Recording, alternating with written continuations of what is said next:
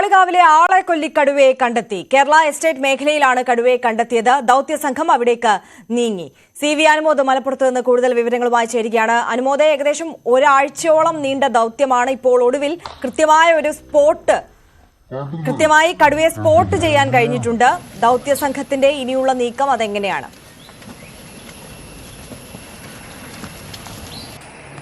അതീവ ദുഷ്കരമായ സാഹചര്യത്തിലാണ് ഇപ്പോൾ ദൗത്യസംഘം ഉള്ളത്. കരുവാരുകുണ്ട് മഞ്ഞൾപ്പാറ മേഖലയിൽ കുത്തനെ ഉള്ള മലയോര മേഖലയിലാണ് ദൗത്യസംഘം ഇപ്പോഴുള്ളത്. വലിയ ബുദ്ധിമുട്ട് അവിടേക്ക് എത്തിച്ചേരുവാൻ അനുഭവപ്പെടുന്നുണ്ട്. കുങ്കിയാനകളെ അവിടേക്ക് കൊണ്ടുപോകാൻ കഴിയുന്ന സാഹചര്യമല്ല.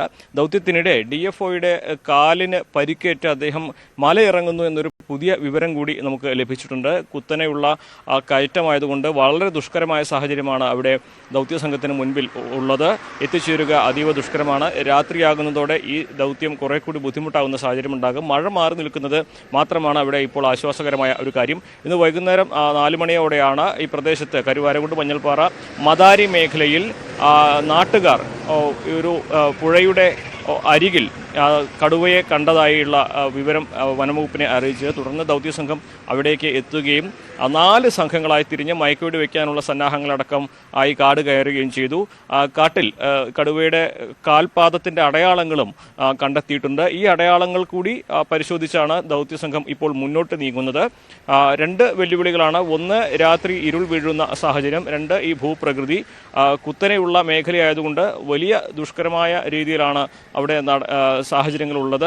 കുങ്കിയാനകളെ ഉപയോഗിക്കാൻ കഴിയുന്നില്ല എന്നതും ഈ ഘട്ടത്തിൽ പ്രതിസന്ധിയുടെ ആഴം കൂട്ടുന്നതാണ്. എന്നാലും ഇപ്പോൾ ഇത്രയും അടുത്ത് കടുവയെ കണ്ട സാഹചര്യത്തിൽ പരമാവധി ഈ ദിവസം ഈ രാത്രി ദൗത്യം പൂർത്തീകരിക്കാൻ തന്നെയാണ് ലക്ഷ്യമിടുന്നതെന്നാണ് ദൗത്യസംഘാംഗങ്ങൾ അറിയിച്ചിട്ടുള്ളത്.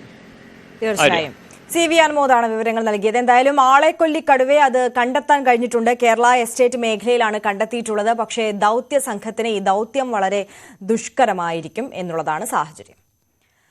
സംസ്ഥാനത്ത് വരും ദിവസങ്ങളിൽ മഴ കനക്കും. ഇന്ന് കാസർഗോഡ്, കണ്ണൂർ ജില്ലകളിൽ ഓറഞ്ച് അലർട്ടാണ്. തിരുവനന്തപുരം, കൊല്ലം ജില്ലകളിൽ യെല്ലോ അലർട്ടാണ്. പത്തനംതിട്ട, എറണാകുളം, ഇടുക്കി, തൃശൂർ ജില്ലകളിൽ വെള്ളിയാഴ്ച ശക്തമായ മഴയുണ്ടാകും. ഈ ജില്ലകളിൽ മറ്റന്നാൾ ഓറഞ്ച് അലർട്ടാണ്. ശനി, ഞായർ ദിവസങ്ങളിൽ കോഴിക്കോട്, വയനാട്, കണ്ണൂർ, കാസർഗോഡ് ജില്ലകളിൽ ഓറഞ്ച് അലർട്ടാണ്. പാക് ഭീകരത ലോകരാജ്യങ്ങൾക്ക് മുന്നിൽ തുറന്നു കാട്ടാനുള്ള സർവകക്ഷി സംഘങ്ങൾ യാത്ര തിരിച്ചു. JDU നേതാവ് സഞ്ജയ് ഝാ നയിക്കുന്ന സംഘം ഇന്ന് ഉച്ചയോടെ ജപ്പാനിലേക്ക് പുറപ്പെട്ടു. CPM MP ജോൺ ബ്രിട്ടാസ് അടക്കം 8 പേരാണ് സംഘത്തിലുള്ളത്. ജപ്പാന് ശേഷം ദക്ഷിണ കൊറിയ, ഇന്തോനേഷ്യ, മലേഷ്യ, സിംഗപ്പൂർ എന്നീ രാജ്യങ്ങളും ഇവർ സന്ദർശിക്കും.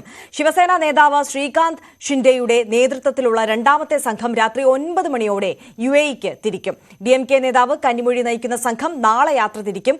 3 സംഘങ്ങളുമായും വിദേശകാര്യ സെക്രട്ടറി വിക്രം മിശ്രി ഇന്നലെ കൂടിക്കാഴ്ച നടത്തിയിരുന്നു. ശശി തരൂർ, സുപ്രിയ സുലെ, രവിശങ്കർ പ്രസാദ്, വൈജയന്ത് പാണ്ഡ എന്നിവർ നയിക്കുന്ന സംഘങ്ങളും അടുത്ത ദിവസങ്ങളിൽ യാത്ര തിരിക്കും. പാലക്കാട് വാണിയംകുളം മാന്നന്നൂരിൽ വീടുകളിൽ സ്ഥാപിച്ച കുടിവെള്ള പൈപ്പിലൂടെ വെള്ളം വന്നില്ലെങ്കിലും ബില്ല് വന്നതുകണ്ട് ഞെട്ടിയിരിക്കുകയാണ് വീട്ടുകാർ. 15,000 രൂപ മുതൽ 1 ലക്ഷം വരെയാണ് ബില്ല് വന്നിട്ടുള്ളത്.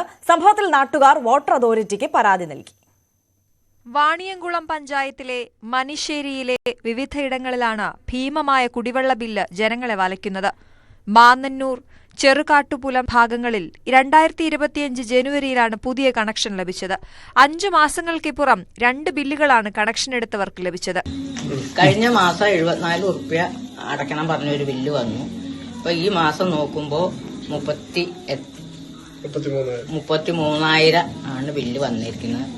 അതിപ്പോ എന്താണെന്നൊന്നും അറിയില്ല. ഞങ്ങൾ എത്രയൊന്നും ഉപയോഗിക്കുന്നില്ല.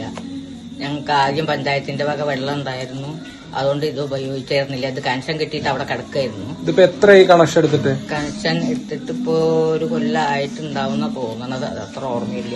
ആദ്യത്തെ ബില്ലിൽ മിനിമം തുകയായ 74 രൂപ അടയ്ക്കണമെന്നായിരുന്നു രേഖപ്പെടുത്തിയിരുന്നത്.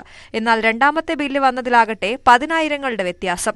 13,000-ഉം 25,000-ഉം 50,000-ഉം 85,000-ഉം തുടങ്ങി ഭീമമായ തുകകളുടെ ബില്ലുകൾ ലഭിച്ചവർ എന്തു ചെയ്യണമെന്നറിയാതെ ഇരിക്കുകയാണ്. ചിലർ പഞ്ചായത്തിനെ സമീപിച്ചു, ചിലർ വാട്ടർ അതോറിറ്റിയെ സമീപിച്ചു.